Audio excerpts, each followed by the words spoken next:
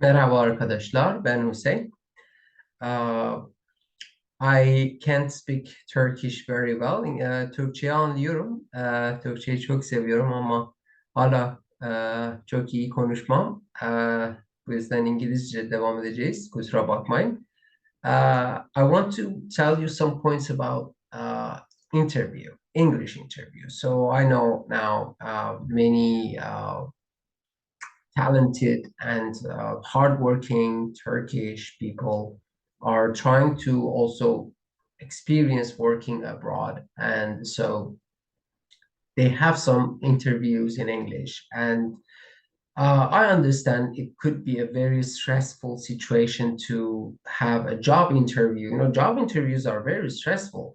Uh, Even in Turkish, I think you will have, some stress if you are taking an exam. So, an interview. So, iş görüşmesine hazırlanmak için kaynaklar ve ipuçları.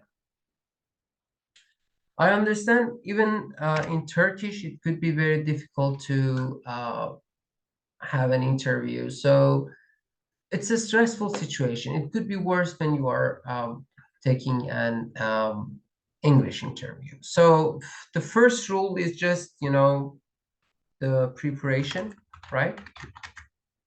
Hazırlamak, hazırlık, nasıl olacak? The first thing you need to do is just, to know that what kind of questions they are going to ask you, huh? To prepare for the questions. Nasıl sorular var? So, depending on your need, for example, you are an accountant, huh? If you are going to have an interview for an accounting job, if you are an accountant, muhasebeci, the best thing to do is just to write interview questions for accountants. Normally, the website indeed.com has very good questions. Yeah, as you see, for example, here we have top 10 accounting interview questions. Actually, I had a student a couple of days ago. She wanted to apply for an accounting job in Tanzania, actually.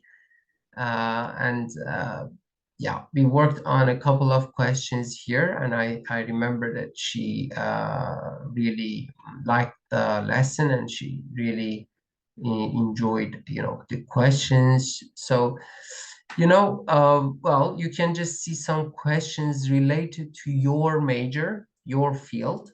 So as you see here, for example, it's asking about software programs. So if you are, for example, an architect and you are going to have an interview for being an architect, you can just write uh, questions for architects. Then, yeah, you have some questions from this website. And the good point about this website is there are some recommended answers. So you can also read the answers and, get some ideas. Well, so far so easy, and you know that, right? So obviously anybody who has problems Googles, yeah, first thing. But how would you need to answer the questions? You need to have a very good level of English without any problems, very fluent. So what happens if you're not fluent, and what happens if you have mistakes? Well, so I'm talking about two important things here. Fluency, which is how akıcı you are when you are speaking fluently. It means you are akıcı bir şekilde konuşuyorsunuz. When you are speaking fluently, you are communicating yourself. You express what you mean. You answer to the questions, okay? And speaking accurately, it means doğru konuşmak. Using the right words when you don't have any grammar mistakes. So you know the answer to this question. Which one is more important? Speaking fluently, right? Speaking accurately is important, of course. If you have too many mistakes, it's bad. But you are not taking an IELTS exam, a TOEFL exam.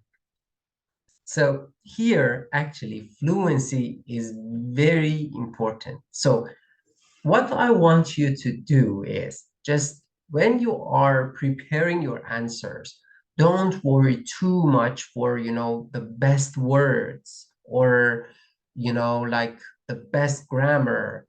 Well, they know that English is not your mother tongue. It's not your ana dili, and they know you are actually a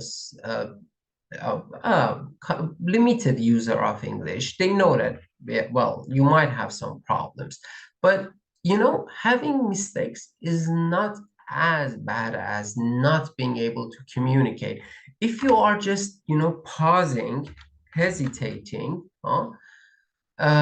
you are just pausing and hesitating because you are looking for some words, Bu tereddüt hiç iyi değil.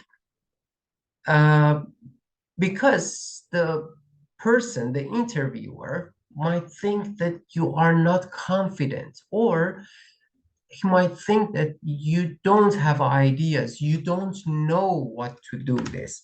So they think that you have, for example, a lack of skill in your job. So this is going to be so bad. But so don't worry about it, just focus on communication. Focus on the message. What message you are going to deliver. What point you are going to mesaj nokta. Message is the same word in Turkish. Mesaj nokta. Pay attention to the message you are going to just impart, not just how you are saying it. It's important, it's important to work on it, but please, please, please just focus on the message and on the point, and I'm sure you can just do very well. The important point is to prepare for the questions. So there are many questions, there are many, so you can record your voice, okay? Record your voice, listen to it, and you can just know your mistakes. If you have, for example, doubts about some words, about their pronunciation or their meaning, you can check the dictionary. Try to use an English to English dictionary. So sometimes English to Turkish dictionaries might not be a very good idea. You can use Oxford Dictionary, English to English Dictionary, or you can also use Cambridge Dictionary. Cambridge Dictionary has also a limited Turkish version, so you can check for English Turkish word, for example. It's a little bit limited, but it's good. So for example, fluent. Who is a fluent person? Somebody who's able to use a language naturally without, sorry, I mistakenly opened the ad because I was buying some cat food today. So I am receiving too many cat food and cat products today. Okay. Akıcı konuşan. Akıcı konuşan is a fluent person. So she is fluent in 6 languages. I told you it's very important to be fluent on your exam. So anyway, thank you very much for listening to me. I hope you will get the best results. And, as I told you, just focus on the message. And this is the best way to show your talent and your skill and your efficiency, not just focusing too much on the words, their pronunciations. And so people can understand you much more easily than you might imagine, you know. Benim Türkçe çok az. Ee, 4 yıldır İstanbul'da yaşıyorum. Türkçem iyi değil. Her şeyi anlıyorum ama konuşurken zorlanıyorum. Ama yine de yani konuşmaya devam ediyorum ve normalde evet problemlerim var. Bazen insanlar bana anlamıyorlar ama genelde yani kendime ifade edebiliyorum.